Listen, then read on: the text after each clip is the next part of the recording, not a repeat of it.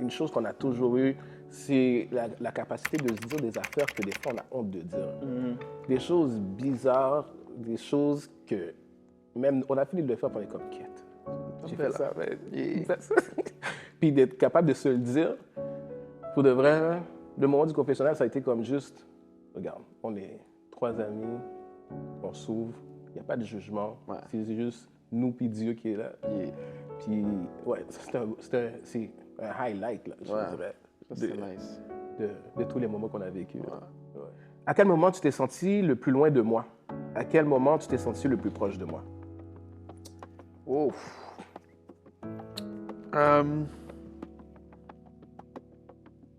Je pense que le plus proche, c'était vraiment après le décès de ta mère, je pense. Là où tu étais toute seule, tu habitais toute seule. Le plus loin, je pense c'était genre première année de l'université. On chillait un peu moins ensemble, ou peut-être un peu avant. On chillait un peu moins ensemble. Tu faisais tes affaires, moi je faisais mes affaires. Puis on pouvait se recroiser là, dans des endroits. Là. Ouais. Puis ouais, tu étais un peu plus occupé par rapport à ça. Même, admettons, on est allé à Toronto, t'es allé de ton bord. C'est vrai. Puis moi je suis allé de mon bord, puis après on s'est croisés là-bas. Je pense que durant ces moments-là, on était un peu plus loin. Mais c'est comme, même si qu'on était loin ou on ne chillait pas ensemble, mais quand on se voyait, c'était comme normal. Là. C'était comme, le bond était là, puis ça roulait comme à l'habitude. Mais ouais, durant ces moments-là. Ouais. Puis toi, si... le plus proche. plus loin. Le plus proche. C'est drôle parce que j'en ai deux plus proches. Yeah. J'allais dire. Le premier plus proche, c'est peut-être le premier ou la deuxième fois qu'on est parti chez ta tante. Aux States? Aux States. OK. Ça, là, comme pour de vrai, c'était comme un de nos premiers voyages ensemble. Puis pas de grand monde, rien là. C'est juste nous.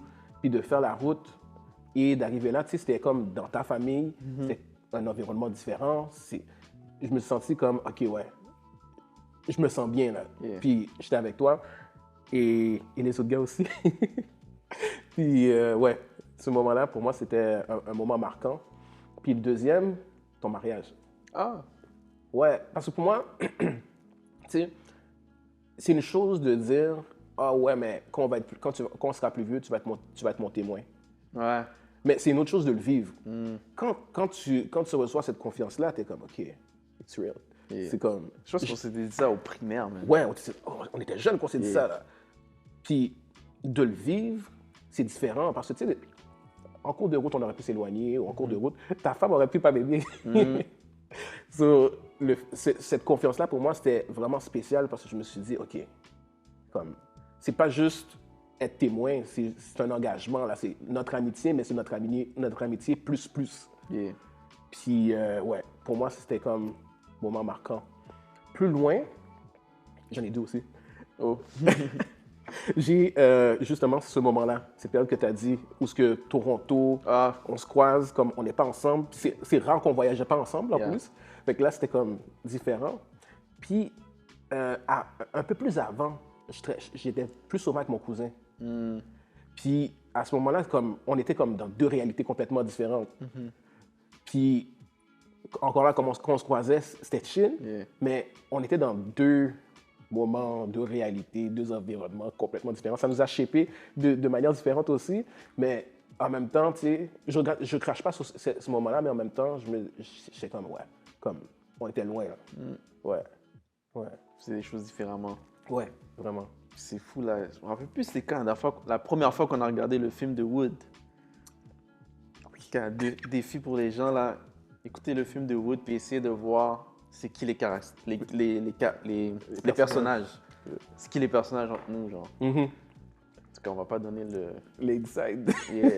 Mais ça, là, c'est comme on faisait ça assez régulièrement.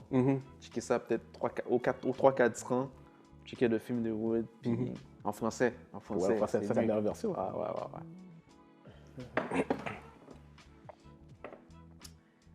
Ouais. D'après toi, quelle est la plus grande différence entre une amitié d'homme versus une amitié de femme?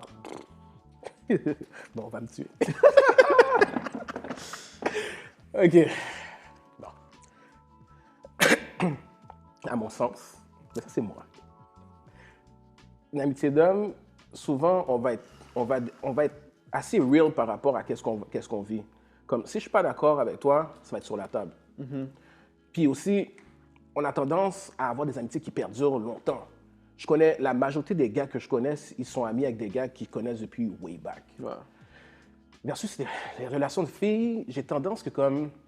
Je vois qu'il y a comme une tendance où il y a beaucoup d'émotions, ce qui fait qu'elles sont passionnément amies, mais elles se détestent passionnément en même temps quand il y a quelque chose. Parce qu'ils sont dans leur émotion. Ouais, parce qu'il y a comme une grosse charge émotionnelle, puis on dirait que comme... Là où nous, on va être capable de... Si moi, je te dis, j'aime pas ça, on peut avoir un froid, 1-2 journées, puis après ça, être comme, yo, qu'est-ce que tu fais? Mais une fille, ça peut être comme, yo, j'ai pas aimé, puis on dirait que ça va loin. Puis tout ce qui rumine dans la tête, puis surtout, c'est ta copine ou ta femme qui vit ça, mais là, toi, tu l'observes en train de ruminer des choses, tu es comme, mais pourquoi tout ça? Vous êtes des bonnes amies. So, j'ai comme l'impression que comme une amitié de gars, du fait qu'on est comme beaucoup plus ouvert, on va avoir tendance à perdurer plus longtemps. Parce que les affaires, on les emmagasine pas. Versus les femmes qui vont avoir une certaine tendance à être comme, soit conserver à l'intérieur d'elle puis rien dire, ou soit le déverser comme gunshot, là, puis fais qu'est-ce que tu veux avec. Et Ouais, qu'est-ce que t'en penses, là? c'est vraiment différent, genre. Je sais pas. Tu sais, c'est vraiment différent, puis je pourrais pas mettre le doigt exactement pourquoi. Le doigt sur la raison pourquoi. Mais, tu sais, je sais pas pourquoi, les gars, peut-être le fait qu'on tient beaucoup plus à nos amitiés. Je pense que c'est peut-être un des éléments, là, mais comme, tu sais, un gars, c'est important, ses amis, genre. C'est vraiment important, puis peut-être la fille, c'est un peu plus optionnel. Fait que, tu sais, je ne vais pas vous dire pourquoi exactement. Mais c'est une bonne chose, c'est vraiment une bonne chose. Puis, c'est le plus possible d'être intentionnel, d'être transparent, d'être honnête, de s'intéresser vraiment à la personne, puis de s'intéresser à la relation, genre. Puis voir que, OK, si la personne a ton bac, mais essayer de tout faire pour que ça puisse fonctionner, genre. Mettre un peu son ego de côté, son orgueil de côté, puis juste prioriser l'amitié que peut-être les sentiments ou les émotions ou peu importe, tu vois. Ouais. Donc, ouais. Une chose que je pourrais peut-être dire pour contrebalancer, c'est que parfois, ça se peut, tu me diras si j'ai tort, là. Parfois, on dirait que c'est l'ego qui nous tient aussi. Comme exemple, tu me dis quelque chose, puis je veux pas te montrer que j'ai mal. Là. Je veux pas te montrer que ça me dérange, juste comme, ah, c'est chill. Ah ouais, voilà, t'es correct, Nelson? Ouais, c'est chill. Puis, on va juste être comme, laisse faire, j'ai pas envie d'en parler. Mais tu vois, on va même pas dire que j'ai pas envie d'en parler, tu vas juste comme, oh, c'est chill. Puis, étant donné qu'avec cet ego-là, je veux pas te montrer que ça me dérange, je veux pas te montrer, ben, il y a une petite faiblesse. Fait que là, comme, on va juste passer par-dessus puis juste continuer notre amitié parce que, comme, on est fort, là. Donc, j'ai comme l'impression qu'il y a peut-être aussi cette partie-là qui vient jouer une petite partie d'ego. Autant que l'ego va faire que comme si ça va être ton seul partenaire à qui tu vas partager quelque chose. De la même manière que ce même partenaire-là, tu pourrais être comme, non, ça, je vais pas le dire. Ça, j'ai gardé ça pour moi. Ouais. Puis on continue l'amitié parce qu'il n'y a pas besoin de connaître ça, là. Merci. Ouais. En tout cas, moi, j'encourage les gens à vraiment voir c'est qui leurs vrais amis. C'est de faire l'exercice de voir, OK, qui a vraiment mon bac. Je trouve que c'est super important. Puis justement, avec la jeunesse, là, en décembre, on a le challenge du livre des Proverbes. Puis Proverbe 17 va dire, l'ami aime en tout temps et dans le malheur, il se trouve à être un frère. La Bible ne dit pas une sœur. La Bible dit un frère masculin. On ne va pas rentrer là-dedans. Mais c'est important l'amitié. C'est important l'amitié. Puis cherchez qui est vraiment vos frères, qui est vraiment vos sœurs. Puis qu'est-ce que tu disais tantôt aussi, c'est vrai parce que, tu sais, mon cousin peut te texter, genre, pour t'inviter chez eux. Ouais. Toi, t'es vraiment un frère, genre, tu sais. Il peut te tester, puis tu peux aller à New York puis aller dormir chez eux, là. Ouais. Tu sais, fait c'est vraiment comme... Puis la durée du nombre de temps qu'on se connaît, plus de 30 ans, c'est ça aussi, ça fait longtemps qu'on se connaît. Fait que ça, c'est une durée également quasiment de relation frère. Exactement. Fait que nous, on a dépassé le stade d'amitié, genre. C'est vraiment comme... On est famille, là. Ouais. On est frères. Ouais.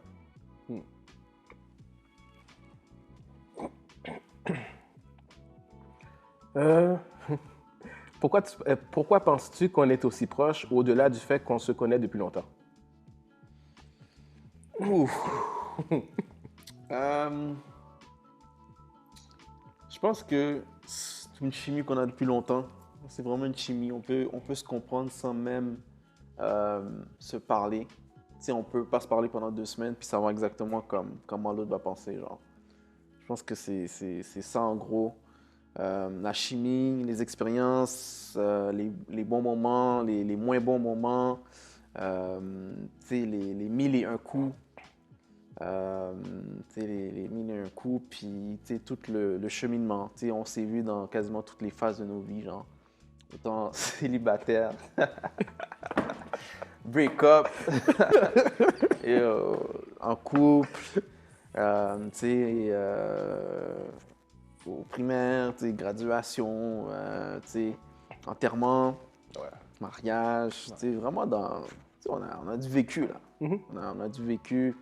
Que ce soit mon mariage, le mariage de mon cousin également, il t'a invité. C'est comme... C'est tout ça, là. C'est vraiment un paquet de choses ensemble. Ouais. Fait que... ouais. Ouais. Je te dirais même que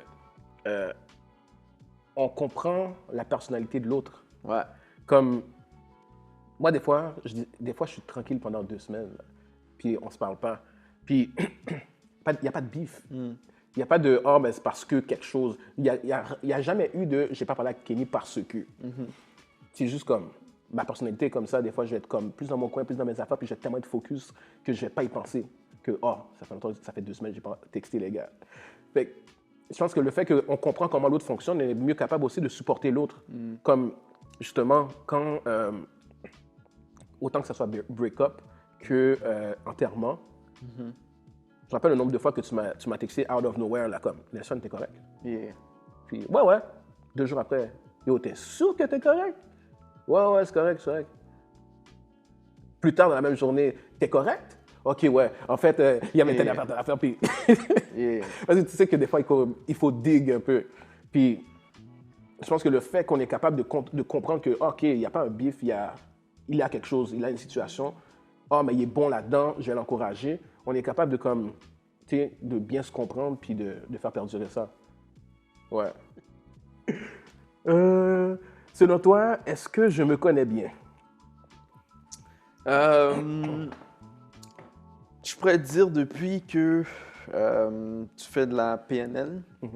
PNL, c'est quoi encore? Programmation neurolinguistique. Exact. So, depuis ce moment-là, c'est comme à l'exponentielle ta croissance personnelle, genre. À l'exponentielle, tu sais. Tu te connais, genre. C'est comme... Je sais pas qu'est-ce que ces cours-là ont fait, là, mais ça t'a permis de, tu sais, avoir des réflexions, puis, tu sais, développer aussi ton langage par rapport à toi, par rapport à ton entourage, par rapport à tes proches. C'est comme, c'est un autre niveau, là. C'est vraiment un autre niveau, puis j'imagine que tu exerces, ben, tu prends le théorie, puis tu le tournes en pratique, puis tu essaies de voir comment tu peux l'appliquer, j'imagine, tout de suite. Mais, ouais, depuis ce moment-là, là, c'est comme... en pleine croissance. C'est drôle parce que cette question-là me fait penser, comme, je pense qu'à un moment donné, on a eu cette conversation-là peut-être une fois, genre. Je me rappelle que, tu sais, on a grandi ensemble, mais on a vécu des affaires un peu différemment, mais tout en étant ensemble. Puis, je me rappelle, plus jeune, on jouait au basket, mais j'étais le plus petit. Puis je te rappelle pas, j'étais toujours le plus petit ou le plus tranquille. Au secondaire, j'étais toujours dans la clique, mais toujours un peu plus tranquille. Puis j'ai comme eu l'impression qu'à un moment donné, je fondais un peu dans le groupe. Et puis, je ne ressortais pas assez ma personnalité. Puis, ce qui fait que justement, à un moment donné, ben, j'ai sorti du groupe, puis j'ai vécu mes propres expériences pour essayer d'être comme, OK, ben, je suis qui, je fais quoi. Puis,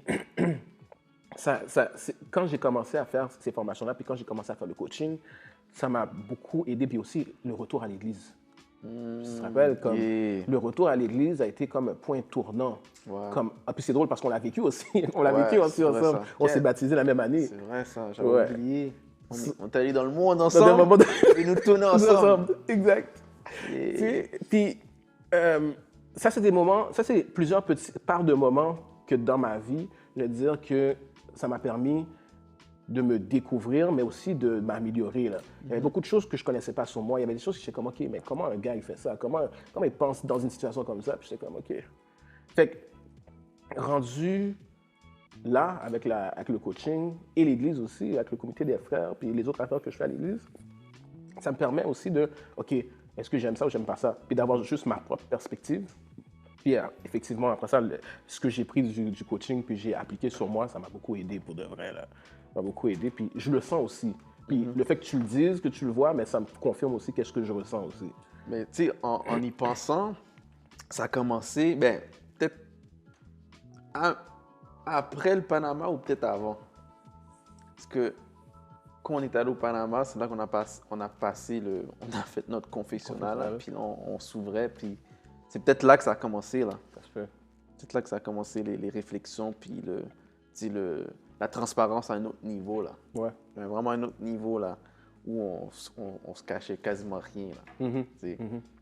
Mais, tu sais, parlant de Panama, tu sais, ça me vient à l'esprit, genre, te rappelles cette semaine-là, genre, quel était ton état d'esprit durant cette semaine-là, genre?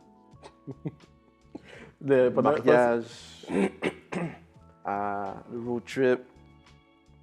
C'était quoi, tu veux dire, c'est quoi mon état d'esprit pendant le voyage? C'est qu'on a décidé de faire notre folie, là. OK, le road trip, là? Yeah.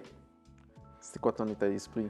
À l'époque, j'étais juste comme, je veux bouger d'ici et je veux partir ailleurs. Ouais, c'était en juillet, fait que... Genre, ouais, fait que j'ai juste fait comme, regarde, on bouge. Ouais. Peu importe qu'est-ce qu'il y a, s'il faut que j'annule la job, j'annule la job, mais on bouge. Ouais. Ouais. Puis pour moi, tu vois, ça a été un moment de liberté. C'était un moment de liberté parce que j'étais comme, OK, je suis avec mes frères, puis je bouge. Mais aussi, je suis comme dans une transition. Puis il faut que, après ce voyage-là, quelque chose qui se passe. Que ce soit financier, spirituel, relationnel, whatever. C'est comme, OK, il faut qu'il y ait un shift.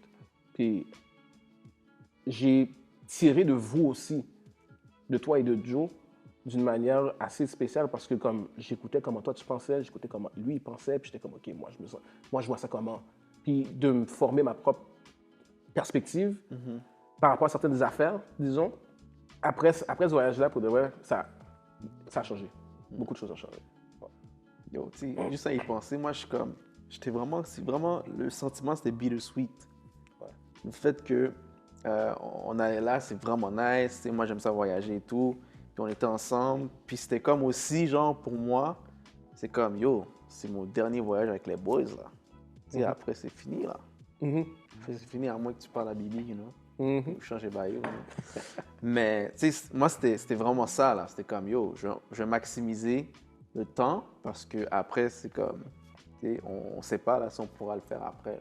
Maintenant, il y a COVID, c'est pire. Mais je me rappelle, tu sais, juste pour mettre un peu les gens en contexte, j'avais eu